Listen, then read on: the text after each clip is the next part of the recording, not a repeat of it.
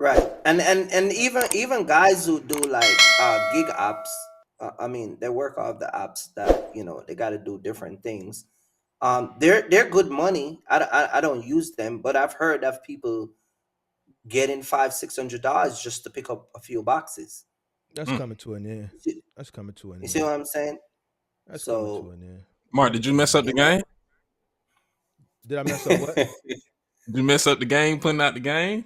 Why it coming to an end? I well, I've been telling people it wasn't going to last, but I got something special lined up for the gig apps. We're gonna hold off on that. It's coming to an end because it is I, it's business. I Yeah. don't understand why people thought that they was gonna make Hmm. it's if I introduce a gig app and I introduce it to a consumer, all right, and I need service providers to provide that service to the consumer. What do you do? In order for me to sell it to the consumer, I got to sell them a product at a low price, right?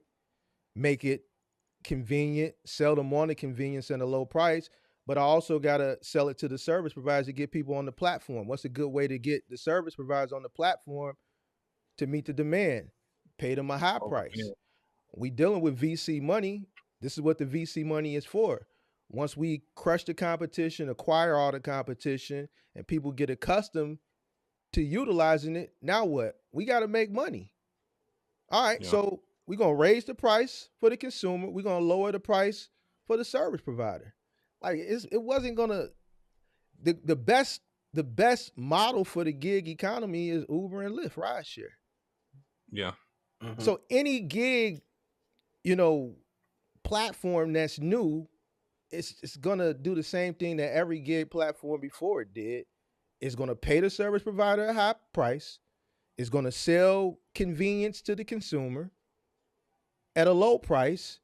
Once we get everybody on board, we kill our competition or we acquire our competition. Now we got a profit.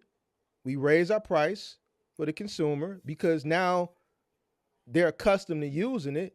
Now it's become a daily part of their life, right? And we lower the price for the service provider, right? Because we've already conditioned them into thinking that this is the way to go. Look how many people don't quit their jobs to become full time. I call them giggers, become full time giggers, and now they're complaining about. Hold on, listen. This is where see I know how to make it. See, this is where somebody gonna get mad at me. They're gonna make content is gonna lead back to me. I do this purposely. I call them full Hmm. time giggers, and now they get mad because they didn't understand business and they thought that those high rates to do easy work was just gonna last forever. No, the gig app needs to profit because we got to pay the VCs, we got to pay the angel investors back, and ultimately we want to eventually go public. We want to be a public company, and then our main, commitment is going to be to the shareholders. So those are for those people that quit their jobs, got into the gig economy thinking that they was going to get paid an arm and a leg forever to do minimal work, and now that the tide has turned, everybody's complaining. It's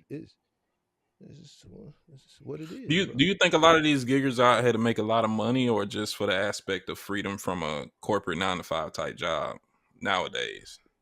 Oh, I'm gonna say both, but uh-huh. ultimately it's to make money because bills got to Yeah, get paid. At that's the end of fair. the And then, day, I'll shovel shit, bro. If I got to shovel shit to put food on the table, yeah, I'm not gonna like it, but I need food on the table. I need a roof over my head. You dig what I'm saying? So I may not like it, but I have to do it because you need revenue coming in to cover your costs of living. to You live. see what I'm Yeah, saying? no, So it yeah. is what it So is. I'm saying, would they? Do you think they'll be okay with making that minimum just to get by like they used to? Let's say, because just like getting into trucking, sometimes a lot of guys probably made a lot of money, and then it just became enough money to get by. Do you think they'll be okay with that enough money to get by doing gig apps, working for No, themselves, or going no, back to the corporate?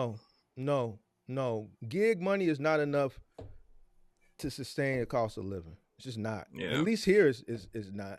You know what I'm saying? So no. I would argue At here one too. point, hold on. At one point, it was like I remember back in the mid 2010s, people were bragging about $3, $4, $5,000 in this market a week doing ride share.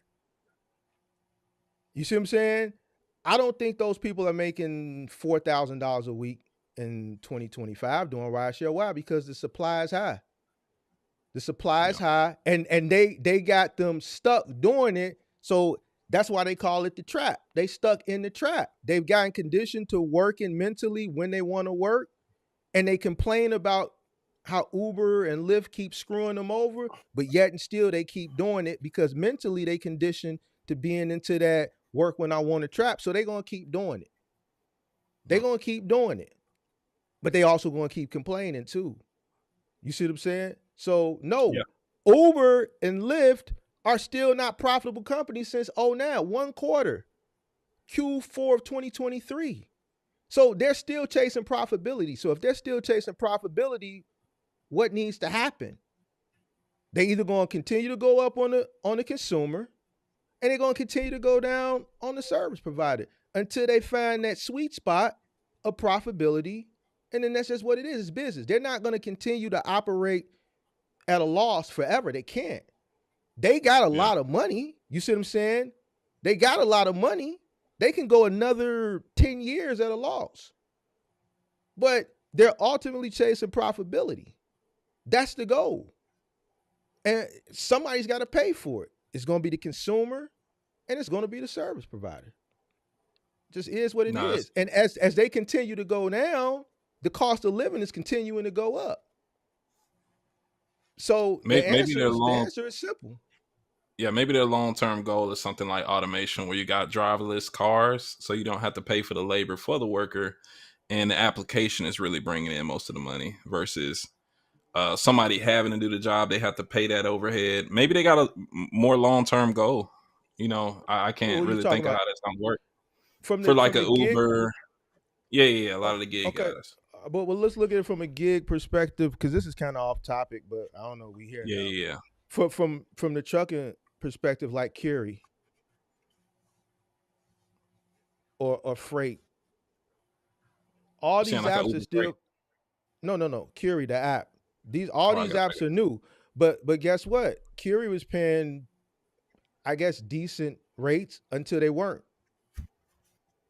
and nobody understood why the rates went from here to here like that. They got enough service providers, right? And guess what? People still taking the stuff. They still taking it. You see what I'm saying? Why are they still taking it? They don't have no choice. People went out there. They got vans. They got trucks. They stuck with these bills now. So are you saying it's like a bait and switch? No, it's not a bait and switch. It's business. It's up to the individual to understand. Listen, I open a business. I open a restaurant. No one knows my restaurant exists. I'm in a new neighborhood. I might do a month where you come in, you get a meal. I'm going to give you your fries for free. Or I give you a free burger for a month. Or it's whatever type of marketing. I've already calculated this cost of handing out all this free stuff to get people on board to come in, test the product, test the food, so they can ultimately come back. No one's going to give me a try unless I give them an incentive to give me a try. Good point. That incentive is costing me from a business perspective. But I've already calculated that into my cost to launch my business. You see what I'm saying?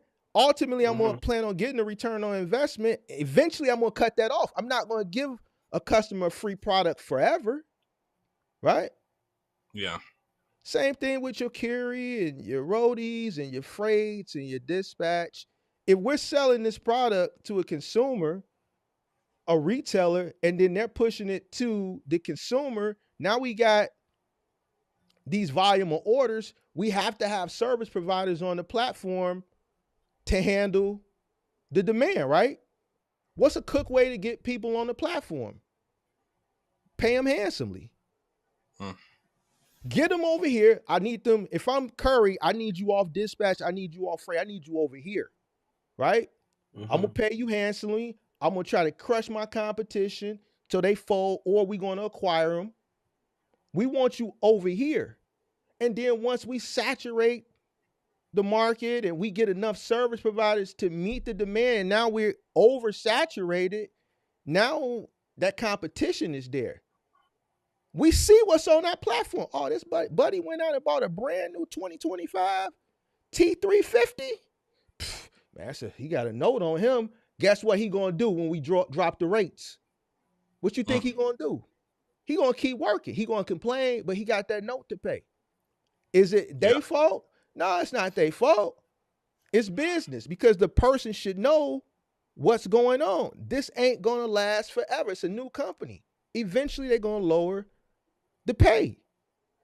But when you're talking to a bunch of people that don't understand business, they don't think about things like that. They go out, they get the equipment, they say Curri paying, freight paying, dispatch paying, until they not. Yeah. When the last time you heard about mothership? Right. I ain't.